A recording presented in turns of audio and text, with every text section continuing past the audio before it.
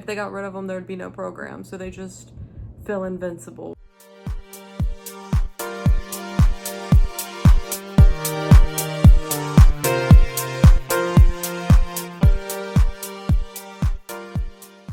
Hey guys, I'm Madeline Bro. Welcome to my channel. Welcome back to my channel. For today's video, we are doing a story time. This is my chair. This is my egg chair. It's domed. I have a cat that's shaking you right now. She's, for some reason, interested in the tripod. Come here. Oh, okay. Does not want to be on camera. Okay, that's fine. Anyway, yeah, so I wanted to do a story time. I have a different shirt on, thank goodness. I only wear like 3 shirts and I'm trying to be better about that. I don't know when that started happening, but it's just like, I have a washing machine, so I'm not wearing the same shirt, but I look like a cartoon character that has no other shirts. But every time I would go to film, I'd be wearing one of like the 3 shirts. Anyway, I talked a little bit about like, in my little like update about like what's been going on this year. It's been so crazy. There's been so many life changes. I had mentioned leaving my graduate program, and I graduated with my bachelor's in 2022, 18, 19, 19, 20, 20, 21, 22. So 22, May of 22, and instantly went in, and I started with psychology. Wasn't feeling it. There was a whole story with that, but it was just gonna try again. And so spring I went to counseling, and I was like, you know what, this seems like it would be a little bit better. It's a little bit more flexible. It's hybrid, so some of the stuff was online, some of it was in person. I was okay with that. I'm great with online classes, and so I was like, you know, this is gonna work out. I'm gonna be able to like balance everything, and it did work. I got through like a year of it. I only had 3 more semesters left of that program. It would have been a summer course, and it was including summers. It was like 2 years and a semester, and that counts spring, summer, winter, or fall, and then spring, summer, fall, and then that spring I would graduate. So this coming spring I would be graduating. Well, we only had like 3 professors when I entered into this program. I roughly had all of them online. They seemed fine enough. Nothing seemed too crazy. I wasn't getting any extreme marks on my grades or anything like that. Come, I guess, last fall, it feels like lifetimes have happened, when in reality it's only been a few months. But last fall, when I was still in the program, that's whenever I started in-person classes, and I had one of the ladies, very nice. She was actually our department head. Very, very nice lady. Loved her. She made me really feel like that I was where I needed to be, that I was like gonna get through it. It was great. Answered any of our questions, very reasonable. And then come spring, I'm starting practicum. And so how counseling and a lot of the psych and stuff works is that we have so many semesters of internship. In my program, it was 2 semesters in internship and a semester of practicum. And practicum is what you do before internship. It assesses if you are even ready to do your internship. So they're not sending out people that are not ready. So I get into my practicum. We kind of weren't aware of practicum at first. We had to really like rush into it. I was thankful that I was able to get a spot on my college campus, and so I started right off the bat. Like, it was really annoying because I don't know what I'm doing, never done anything like this before, and like there's a few things. First off, that office was strewn about. You couldn't find a lot of the same stuff. If there was like 1 copy left of something, you needed to print another because there was no more copies. Nobody had any of these files on their computers. There was only like 3 computers, and there was like 5 of us. So and not even mention, so there was like people doing their internship. So there was like 2nd year counseling psych students, and then there was people doing practicum like me, and then there was just student workers. Now, these were not people that were seeing clients, but were people that I guess would schedule or just sit in the office and run errands. personally at that point, when we have like 6 of us in the office, I didn't think that we needed them anymore because it would just take up space and we would end up having to like sit in a weird spot. Either way. And those were undergraduate students, so these were not graduate students. But get that bag, drain your university of their money every chance you get. I'm not bashing them, I'm just talking about how overcrowded this office was.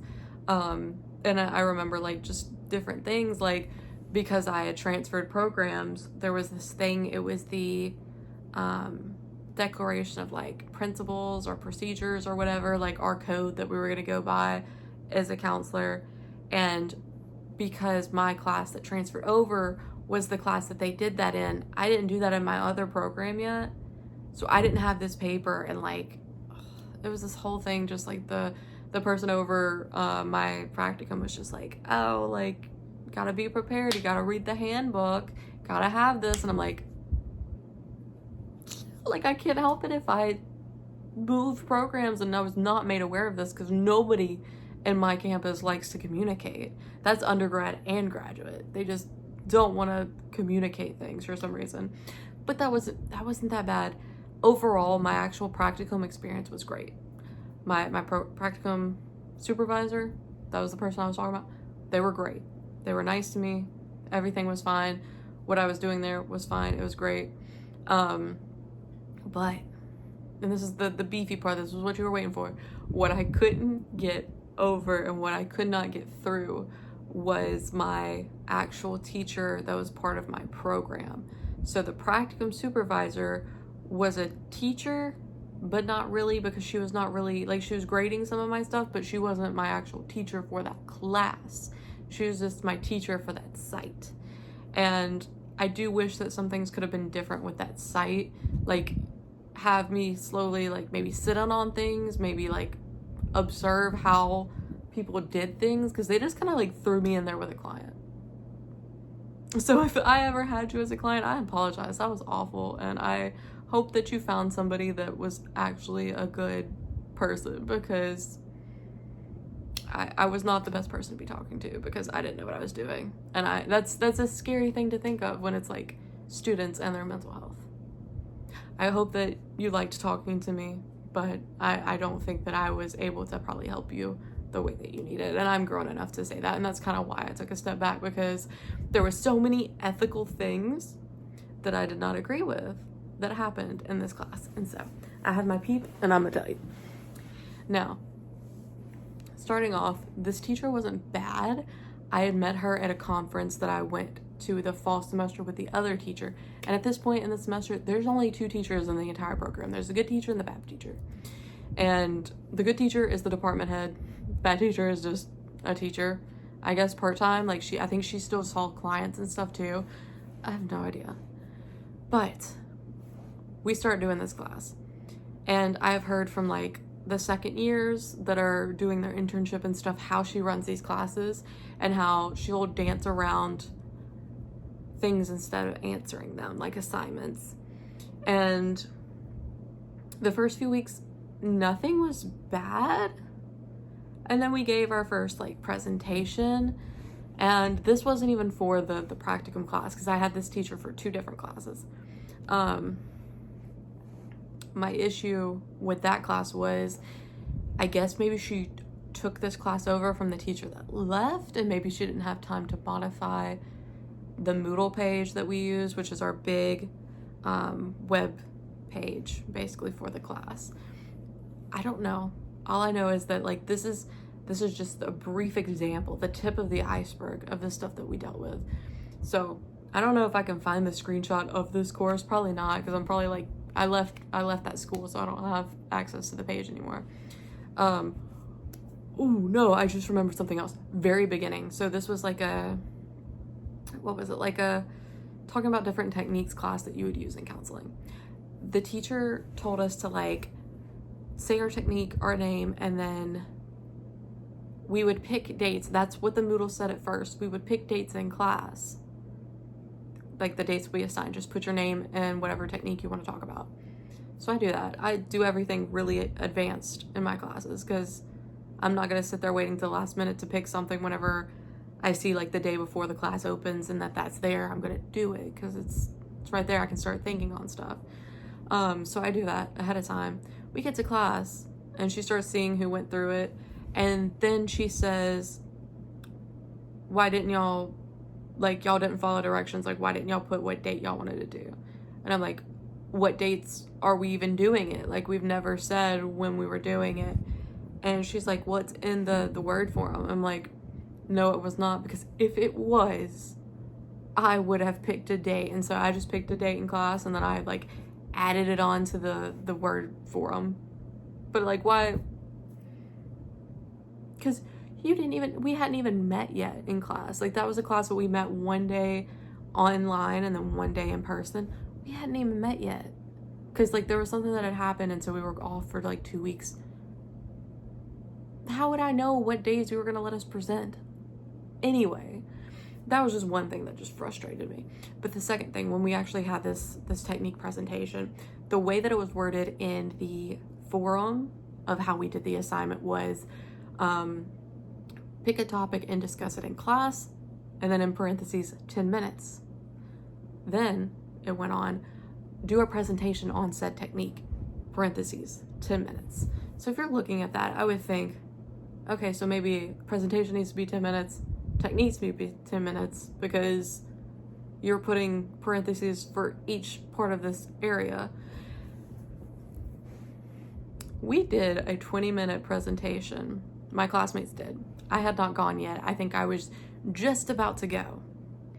And then she starts getting mad at the girl that's presenting. It's like, why is y'all's presentation so long? Like, we don't have time for this. Why are y'all? And we're like, we thought it was 20 minutes. Like, honestly, we thought you were gonna yell at us for not being long enough. So everybody's like trying to stretch out their presentation. Some of the girls are like apologizing that it's not that long because they just couldn't fit it all in. And so I hear her say that, and I'm like, okay. And I was like, there'll be some stuff I'm skipping since we don't have the time. And I just kind of like breezed through mine real fast, did the presentation, sat down. It was fine. Got a good grade on it.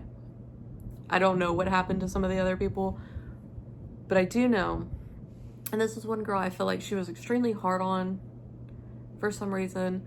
But either way, I remember the second year saying, make sure you have a PowerPoint for this presentation.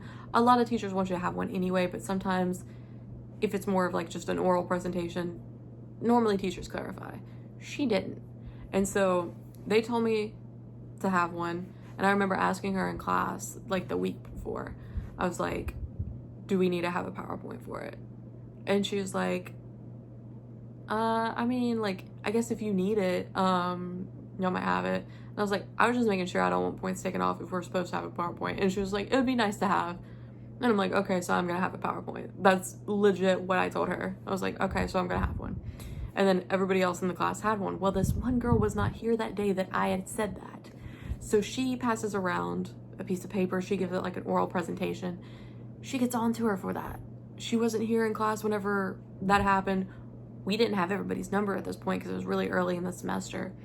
And so we couldn't tell her. And then she was like, just go home and make one and then like upload it to the Moodle shell, because you have to have a PowerPoint for this, because it was part of our identifying thing. So that the identifying assignments are things that go into this big portfolio at the end of the year that we present, like to get our degree basically. And you're telling me you did not know we needed a PowerPoint for this very important, like basically assignment, like big portfolio end of the year. Like you knew that was like a key identifier assignment. And but just if those like little like pet peeves were not enough, there were days that she just like wasn't helpful and was very misinformation station about the stuff that she would tell us. I had already heard from the second years, and I guess it got repeated at some point. I wasn't there because I kind of stopped going to classes because I knew I was fixing to drop. But my cat's messing with stuff again. She had said, somebody asked, because we're in college, we have a lot of different people coming in. We don't get to like tell people we're not going to see them based on any factors. So we have people dealing with situations that we have never dealt with before. This could range from mental health situations, well, YouTube flagged that word, who you like situations, like orientations, stuff like that, members of like the LGBT stuff, different subgroups in that, like stuff I wouldn't necessarily be dealing with. How do we like handle that? How do we approach that? Because I mean, other than with compassion and empathy, like we're told to do everything, but we're like, what would be a good site to like find different things for somebody struggling with addiction in college or stuff like that. But more specifically, somebody asks, how do I counsel somebody who is like trans or something like that? Because they're like, I'm not trans, I've never dealt with this situation, how would I better relate to them? Because she's our teacher trying to help us with this exact stuff, because this is what we're going to be doing in the real world. And she was just like, yeah, I don't deal with that, so no, it was, I don't believe in that, so I refer them. No conversation at all. She just refers them. Same for anybody that is gay, lesbian, she just refers them. But it was the words, I don't believe in that. Not, I'm not competent in that area. And come to find out, she ended up getting her degree from an all-Christian university. So that kind of tracks, that's what she would believe. But it's just, not even just that. It's just the big unhelpfulness of it all. You're a teacher, supposed to be helping us. And you're not. Like, could help us find resources, maybe point us in the right direction. She just refused to do it. She would just do this big song and dance and like skirt around. You see her. And there was another instance that I was there for. I was there for this one where, and I had talked about it at one point, and then I ended up taking the video down because I just ended up dropping, and it was on TikTok and it was a whole thing. But she was talking about, because we were looking into, I guess, counselor infractions, incident reports or something like that on the website. I think it's like the ACA website or whatever. It shows like counselors that have been reported and what the reason was and what like the verdict of that hearing or whatever was. And so we were looking at that, and we were talking about how there is one that's like counselors being reported for like improper documentation. And she was talking about how, oh, that happened to her one time. And she goes into this whole story, and we're like, oh, okay, like, you know, she had this client, she was going good with her, and then she had an event that happened, and she was out of town. She tried to reschedule with her. The lady said, yeah. They set a time for the reschedule. The reschedule comes up. She says, oh, she's busy. And she was like, well, do you want to reschedule again? Like, how do you want to approach it? And the lady, which, you know what, I think she was lying on this lady. I don't think this happened. But she says that the lady said, oh, well, you counseled on me that time. Like, maybe we should just, like, terminate the services. And so she was like, okay, they get the documentation started or whatever. And she says that lady made a report saying that she just terminated their counseling sessions abruptly, didn't give her any notice or anything like that. And that can be reported. And so she's like, I had my documentation and whatever. But that could have ended there, the way that I told it. Like, I didn't give any identifying information about this client or anything crazy like that. And to be fair, she didn't either. But she did identify what reason they were coming to counseling for, which was they had BPD, which is borderline personality disorder.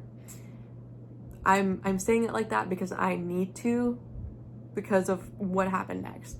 So she starts talking about that, like, oh, like how her mentor or whoever she had told her not to take on that kind of client because they're just, you know how they are, they're just like, they're combative and they're this, that, and the other. And I'm just sitting here like,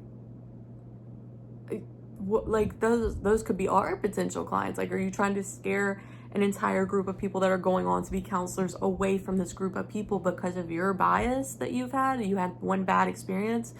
But then she goes on to be like, yeah, like BPD and bipolar disorder and all this other kind of stuff, they're very hard clients to have because they'll switch up on you, and they will, like, one day they'll love you and then the next day they hate you if you're not agreeing with their side. And I'm just like, because there was a girl in our class that was bipolar.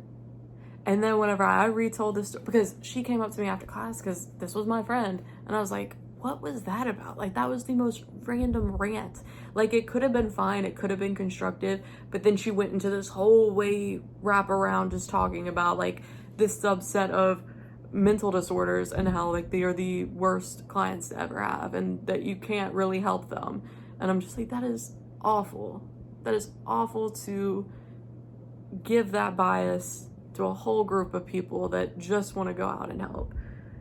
Like, anyway, I talked to that girl after class, and I'm just like, what was that? And she's like, yeah, I have bipolar disorder, and I am now very uncomfortable around this teacher. I will not be going to her for anything ever again. And the next day, because I was still in practicum, I went to my practicum site, and I was telling one of the second years what happened, because they had heard, because we had all, like, just, like, looking at each other, like, what is going on? And so I told her what all was actually said, because she had only heard, like, bits and pieces that she went on this tangent. And then she just looks at me and she goes, she really said that? That they're just, like, difficult clients and they're just, like, those kind of clients? Like, what does those kind of clients mean? And I'm like, I don't know. And she looks at me and she goes, well, I have BPD. And now I'm very uncomfortable. I already think she doesn't like me, but now it's really feeling it. Ugh. And, you know, that's not even the worst. Like, there's the weird things with, like, clients and not being helpful. I think that personally she was not an adult counselor. I think that she was for children, because at some point she was just like, oh, like, you know, for kids, if this was like a kid situation, because that was like her trying to help, she'd be like, oh, I just tell them to get up and dance and, like, move around, and, like, I don't know, looking at an adult that's, like, feeling suicidal and be like, let's dance. No, let's dance. Oh, anyway, there was just a lot.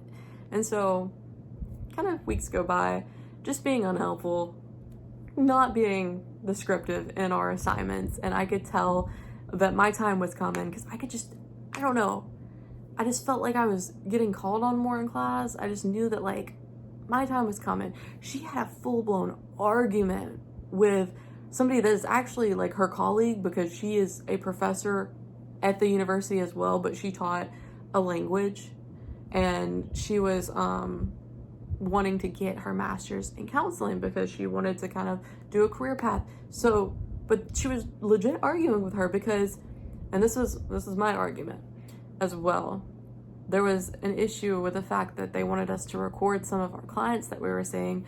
But the thing is, if our clients don't give us consent to film, it's not going to be conductive. Like, it's not going to help.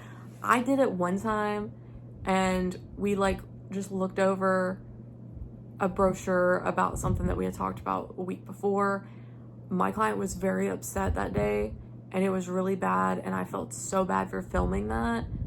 And she got on to me. She was like, well, I couldn't see, like, why am I was only looking at the client, why am I looking at you? I'm like, well, that room's not really set up for that. And the other guy that went before me only had the camera on his clients. You couldn't see him either. Probably see more of me than you could see him.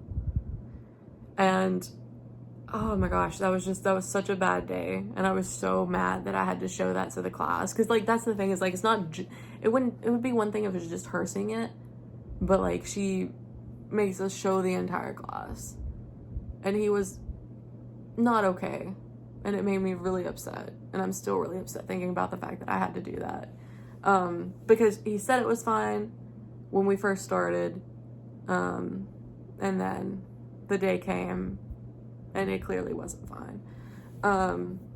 I felt like that was an ethical breach, but that was the thing, is that she didn't care. She thought that if we built up enough trust that they should want to be on camera for us. And I'm just like, I don't care how much I trust somebody. Like, you don't put me on camera. Like, don't talk about our stuff in front of a bunch of people. But she couldn't comprehend that. So she argued with this lady about that because we all disagreed that we could have the best relationship with a client, but they still might not want to be on camera.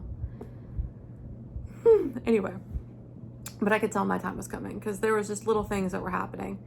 And it came to the thing that broke the final, like, just broke the camel's back, I guess. Other than the one thing that was like the deciding factor, she kept making fun of how I looked. Like, I'd come in full face from work or whatever. I don't know, like my hair might be in a bun or something.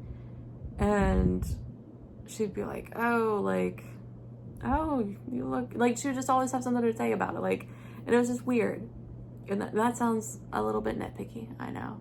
Oh, she gave you a compliment or whatever because you looked nice. But the day that I had my hair curly, and it didn't look like this because this has already been like a few days and it looks a little wavy and it's gross. But it didn't look like this. It looked nice because I had just showered and didn't have time to flat iron it.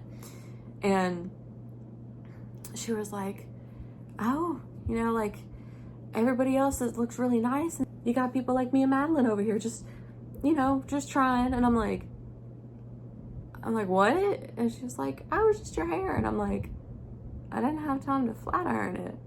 I just came to class. I could have skipped. I should have skipped. And I remember just like after that weird interaction, because we had a group chat of the entire class at this point. I just texted. I was like, I know this is not making fun of my hair at this point. And she kept doing that. She kept making comments on my appearance. Like the one day we had a Zoom class, literally before I dropped. I come in. I look just like everybody else. Hair is up. I'm in like a sweater or whatever. I jump in. She jumps. I'm a jump scared of her. She's like, oh, I guess we're all having a rough day, huh? I'm like, I look literally like the girl next to me. Like, we look the same. I gagged me, for sure.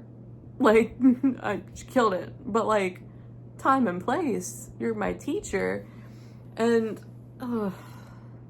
yeah, but by the end of it, I went to, not just me, multiple people in my program had gone to the department head trying to figure out a solution with this. And whenever I went, mine was mostly the solution on she's wanting me to record people. They're not wanting to be recorded. I can't do my midterm because nobody's giving me a solution. My site director is like, I will take a recording if possible. Like, that's fine. But my teacher's like, no, I'm not taking an audio recording. Like, I won't do it. So I had to go to the department head and she was like, an audio recording will be fine. I'll talk to her and we'll get it sorted. And I was like, okay. And I told her, I'm seriously fixing to drop. Like, this is crazy. Like, I feel like I'm fixing to make a bad grade. And she's like, we won't let you make a bad grade. Like, you're not going to make a bad grade. A week later, my midterm comes. It's, I think, a B, a low B. It's not good because they didn't have a visual. And both my site, even though my site director was first saying that it was okay to have just audio, they still had to make comments on and take points off that there was no visual in it. But that's fine. I'm like, okay, next we have to do this autobiography. And this is what I decided to drop. Like, I was printing out the papers. And all it said was take 10 resources based around, I don't know, a technique or something. And we had to talk about it, talk about the resources, talk about how they relate back, all that crap. And it's this big paper too. Like, I think it was like 10 pages. And I can crank out papers. That wasn't the biggest issue, but I put a lot of effort into this paper. And I got it back. And it wasn't very descriptive either. I had to look at one of the second years to kind of figure out what was going on. But I got it back and I had a 0. She gave me a flat out F. And I was not the only one in my program to get a flat out F like that. In the weeks prior, there was a girl who she said she didn't have correct sources. No, she didn't tell her sources. She just told her she did not follow directions. She got a 0 out of 10. which isn't a lot, but there isn't a lot of grades, and there's maybe like a 2-page paper, but didn't give her any other feedback on it. And she went and talked to her after class, and she just said that it wasn't right. Like, she wouldn't elaborate on it or anything like that. So I see it, and it just says, needs to follow directions. And I'm like, well, what were the directions? I have the sources. I talked about them. Everything's cited. Everything's APA. Like, I don't know what more you could have wanted from me, but at that point I knew. I was like, she's gonna fail me, and I refuse to have a bad grade. I'd rather drop out and withdraw than have it reflect that bad GPA. And so I left. I was having other family issues going on, so I blamed it solely on that, even though everybody should know that it was because of that teacher. And the good teacher, the department head, reached out to me, checked in on me, was very nice. This lady probably could care less. She was probably celebrating, jumping for joy whenever she found out I dropped, because it was mid-semester too. I had maybe a month left, because it was April. I dropped in April, and we would have been done in May. I didn't think I was gonna pass, and I couldn't tolerate it anymore. So I left. I didn't feel like being picked on. I didn't feel like having to hear her weird tangents about a population of people that she thinks is awful. And yeah, and it's sad that I'm still friends with the people that are in the program, and they're still struggling. She's still ridiculous for no reason, and I'm glad I don't have to deal with it anymore. So I'm now trying to get my master's in business. I would still like to get a master's in something, since I've got time to kill, I guess. I mean, it's a big change from what I thought I wanted to do my entire life, but at this point, anything was better than what I was doing. So that was that story time of my weird professor that shouldn't be a professor or a counselor, in my opinion. I think that she has probably broken a lot of ethical codes, but is what it is, and I'm glad I don't have to deal with that anymore. But yeah, that's the end of the video. Thank you so much for watching. Leave a like, comment, subscribe if you're new here. If you're not new here, turn on the bell to be notified every time I upload. It's every Monday and Friday, and I'll see you next time. Bye.